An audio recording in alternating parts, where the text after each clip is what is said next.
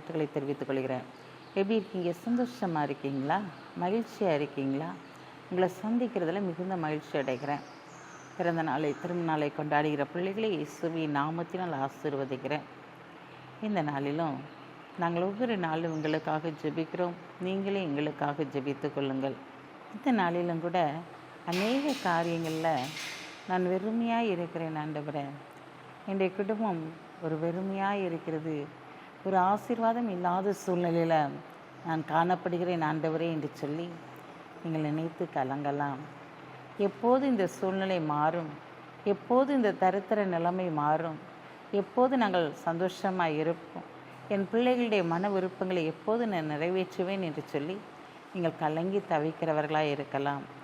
ஆண்டவர் இன்றைக்கு உங்களை பார்த்து சொல்கிறாரு, மகனே மகளே, வெறுமையாக இருக்கிற உன்னை இன்றிலிருந்து நான் ஆசீர்வதிக்கப் போகிறேன்.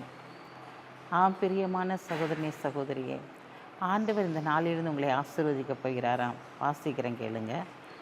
ஆகாய் 2ஆம் அதிகாரம் 19ஆம் வசனம். களஞ்சியத்தில் இன்னும் விதைத்தானியம் உண்டோ? திராட்சை செடியும் அத்திமரமும் மாதுளம் செடியும் ஒலிவு மரமும் கனி கொடுக்கவில்லையே? நான் இன்று முதல் உங்களை ஆசீர்வதிப்பேன் என்று சொல்லுகிறார் என்றார்.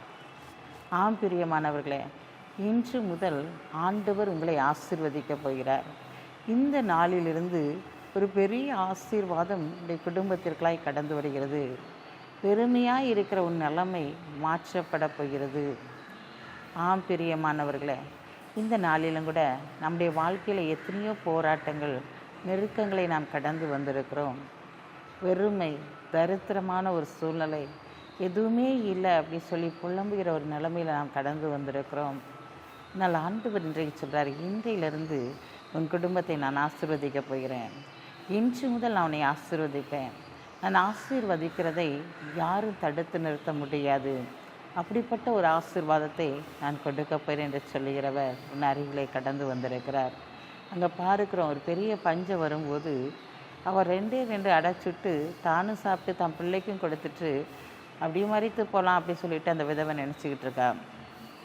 அந்த ஆண்டவர் பாருங்களேன், அந்த மாவும் எண்ணெயும் குறைவுபடாதபடிக்கு அந்த பஞ்ச காலம் முடியும் வரைக்கும் அவளுக்கும் அந்த தீர்க்க தரிசிக்கும் ஆகாரம் உண்டாயிருக்க முடியாத காரியத்தை தேவன் செய்தார். அதுபோல் தேவன் இன்றைக்கு உங்களை ஆசீர்வதித்து கனப்படுத்த போகிறார். எதிலெல்லாம் நீங்கள் குறைவாக இருக்கீங்களோ அதிலெல்லாம் நிறைவாக்கி இன்று முதல் தேவன் உங்களை ஆசீர்வதித்து கனப்படுத்துவார். கண்களை மூடி ஜெபிப்போம். அன்புள்ள ஆண்டவரே, இந்த நாளுக்காக உமக்கு நன்றி செலுத்துறையா. இந்த நாளிலும் உடைய பிரசன்னத்தின் ஆளுகையினால், உடைய அன்பின் ஆளுகையினால் நிரப்புவீராக ஆண்டவரே. இந்த நாளிலும் தகப்பனே, அப்பா, உம்முடைய பிள்ளைகள் எதிலெல்லாம் வெறுமையாக இருக்கிறார்களோ அதிலெல்லாம் ஆண்டவரை நீர் அவர்களை ஆசீர்வதித்து அவருடைய தரித்திர நிலைமைகள் மாறி அவருடைய பிரச்சனைகள் அனைத்தையும் மாற்றி அவர்களை ஆசீர்வதித்து கனப்படுத்துவீராக. இவர்களுடைய பிள்ளைகளையும் நீர் ஆசீர்வதிங்க ஆண்டவரே. இந்த நாளிலும் பிறந்த நாளை திருநாளை கொண்டாடுகிற பிள்ளைகளை இயேசுவின் நாமத்தினால் ஆசீர்வதித்து ஜெபிக்கிறேன் சப்பா. கண்ணீரோடு விதைக்கிறதை கம்பீரமாய் அறுப்பாய் என்று சொன்ன வார்த்தையின்படி உடைய பிள்ளைகள் எதையெல்லாம் கண்ணீரோடு விதைத்திருக்கிறார்களோ அதை கம்பீரமாய் அறுக்கத்தக்கதாய் அனுக்கிரகம் பண்ணுங்க. இயேசுவின் நாமத்தில் ஜெபிக்கிற நல்ல பிதாவே, ஆமென்.